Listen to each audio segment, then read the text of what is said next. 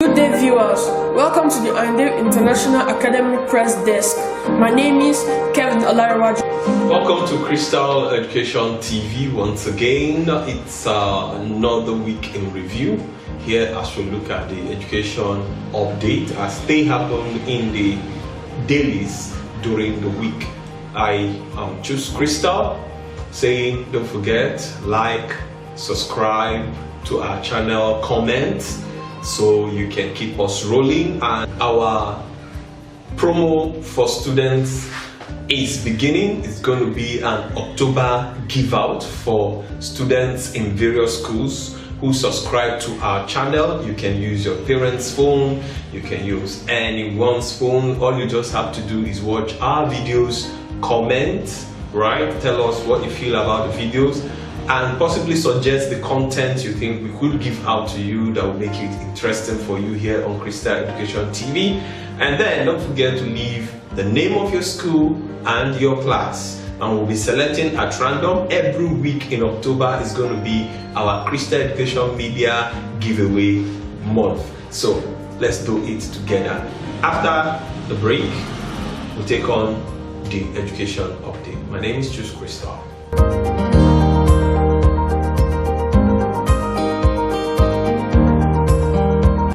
Yes, for the week in review, we are looking at Thursday, Friday, and Saturday education news stories as they featured in the dailies. You know, we already had the midweek update. In case you missed out on it, the video is already on this channel. You can go look up, and the students actually featured in that. As you know already, Crystal Education TV is running a school press support and mentoring program. The participation is open to all schools regardless of location. So if you want your school to be part of what we do, just call us or email us and we'll send you the package to choose from, and you will be on our platform. Your learners especially will be here learning how to do the update, learning how to do the press reporter. It's a full package and you don't want to miss out on this. Now let's quickly move on now to Iron Dave's International Academy in Ushafa in the FCT here, Abuja, Nigeria, where we'll take on the news update for Thursday. Over to the Iron Dave Press.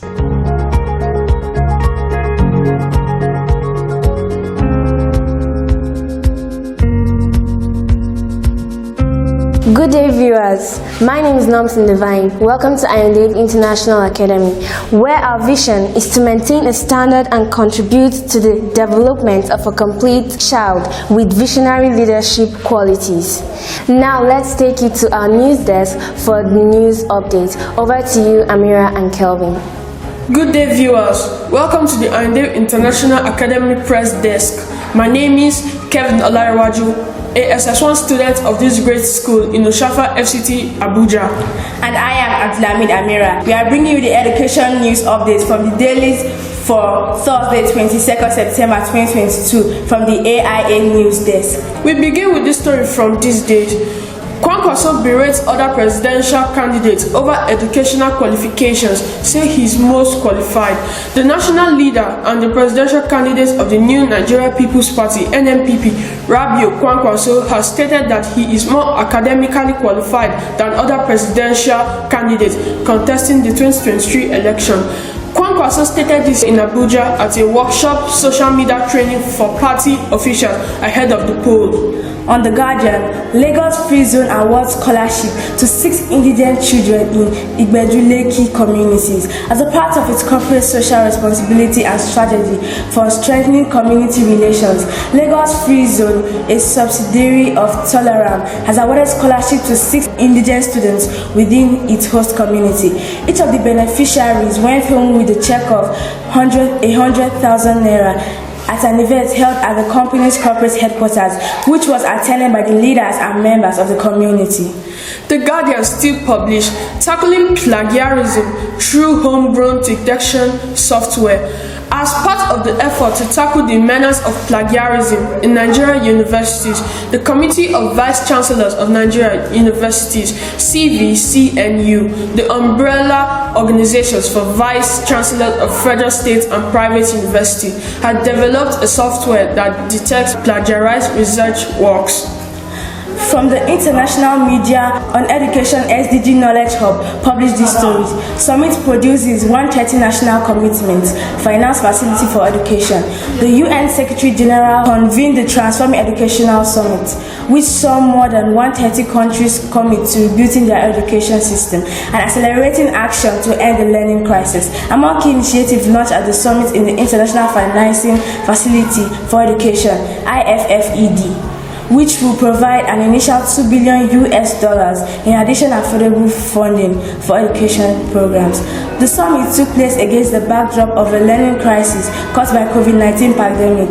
It is estimated that since 2020, some 147 million students missed more than half of their in-person instruction, and in 2021, 244 million children and young people were out of school. On Premium Times, we had this. ASU to appeal court order on resumption as NANS orders kick.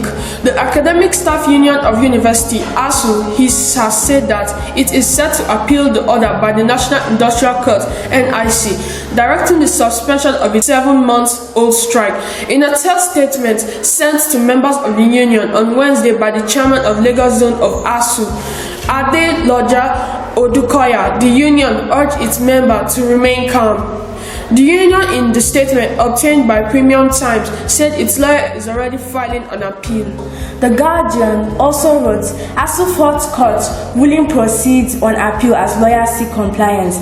There appears no end in sight to the lingering crisis between the federal government and members of the Academic Staff Union Universities, as this union yesterday announced readiness to appeal the order by the National Industrial Court of Nigeria, NICN, directing the suspension of its 7-month strike.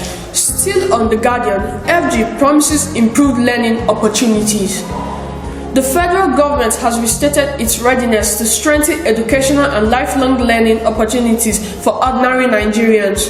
Speaking at the 4th Lagos State University LASU Research and Innovation Fair, Senior Special Assistant to the President on Sustainable Development Goals (SDGs), Adejoke Adefulure, said this initiative include construction, renovation and equipping of classrooms as well as skill acquisition centers across the country. David Umahi Federal Varsity slashes school fees by 200%, says VC Uneke. The Guardian also reported that the Vice Chancellor of the newly established David Umahi Federal University of Health Sciences, Uburo Prof. Jesse Uneke, that following the takeover of the institution, formerly David Umahi University of Medical Sciences, by the federal government, the school management has announced the reduction of school fees by 200%. It appears the Guardian News has had most of the education stories. Before I let you go from here, we at the AIA News Desk, we must bring to your notice that Ayande International Academy has continued to expand her capacity to be able to give every student here a solid foundation that guarantees their future. There is no doubt that every student at AIA is a champion in the making. Thank you for watching. Thank you. That is it from our news desk. Our admission window is still open for 2022-2023 academic session. At AIA, standard is our watchword.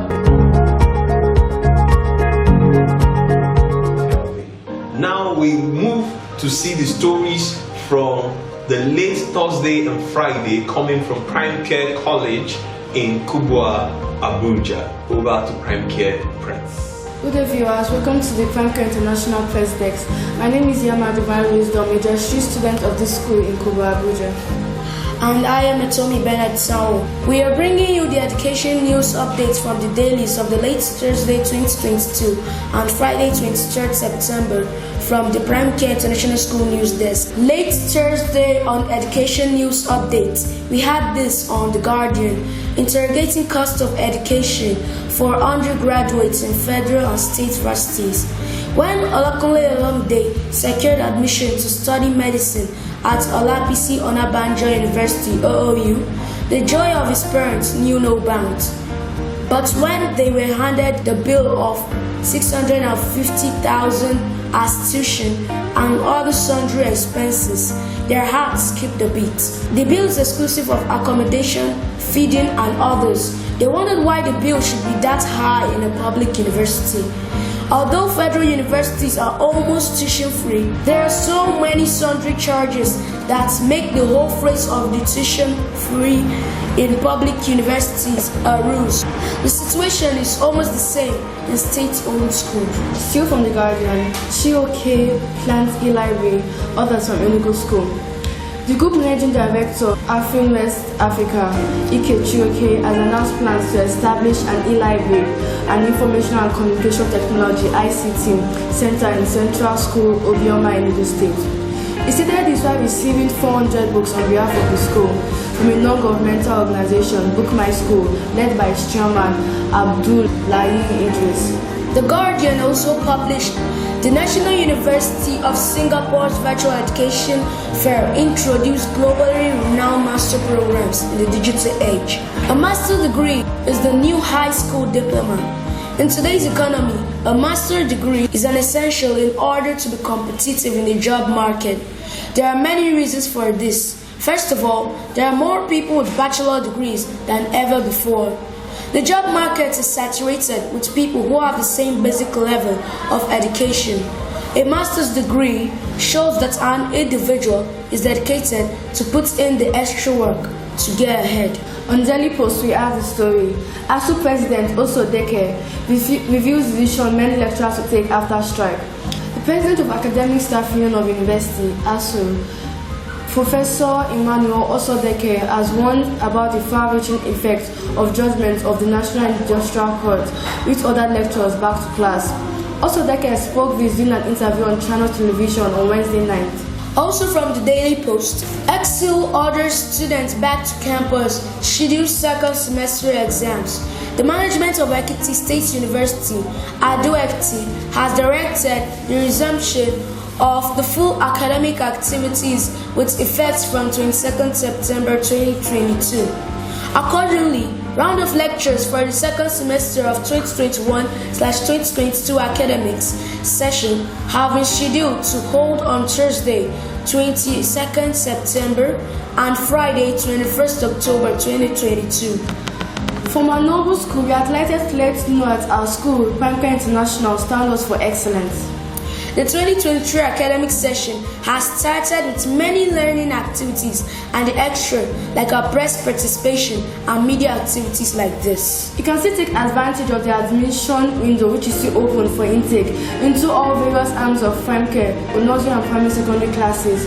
We are also accredited for the various certificate examination, both for the junior secondary and senior secondary SSCE, NECO and WAEC. This is all from Prime Care Unit.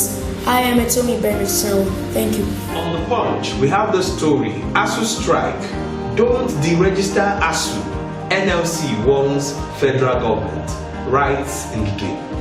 The Nigerian Labour Congress has warned against reported move by the federal government to withdraw the registration license of the Academic Staff Union of Universities over non-submission of its audited financial returns for over 5 years. While dismissing the claims that ASU had not submitted its audited financial returns to the Registrar of Trade Unions for over 5 years as required by the law, the NLC insisted that the union had submitted its financial report up to 2021. Vanguard titled the same story as NLC fumes over alleged plot to deregister ASU as the right federal government. Still on the same story, the battle between ASU and the federal government continues. Yes, moving on to NNN News, we have the stories reported.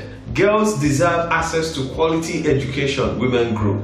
The Association of Professional Women Engineers of Nigeria, APWEN, says girls deserve to access quality education that equips and prepares them for the future.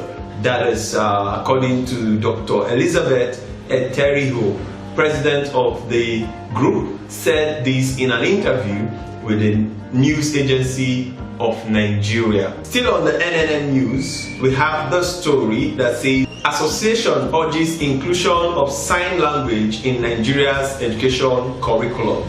The Association of Sign Language Interpreters of Nigeria, ASLIN, has called for the adoption of sign language as part of languages to be incorporated into the country's education curriculum. Okay, still on NNN news, we also have this report which would be the final for our update. Investing in Nigeria's education sector, China's priority, says Envoy. Investing in Nigeria's education sectors, China's priority. Mr. Q Jianchun, ambassador of the People's Republic of China to Nigeria, says investing in the education sector of Nigeria is a priority of the Chinese government. That is how it was on Education Update for the week in review. That is from the 19th, Monday 19th of September all through to Saturday 24th of September. We will do this again. Remember, we'll bring you the midweek and bring you the closing of the week. Of course, we'll be bringing you the stakeholders' viewpoint which we had during the week. Stay subscribed to our channel, like us, share, comment. Remember, there are prizes to win for you if you are a student, the name of your school and your comment on the comment box. My name is Crystal. Let's do this again next time.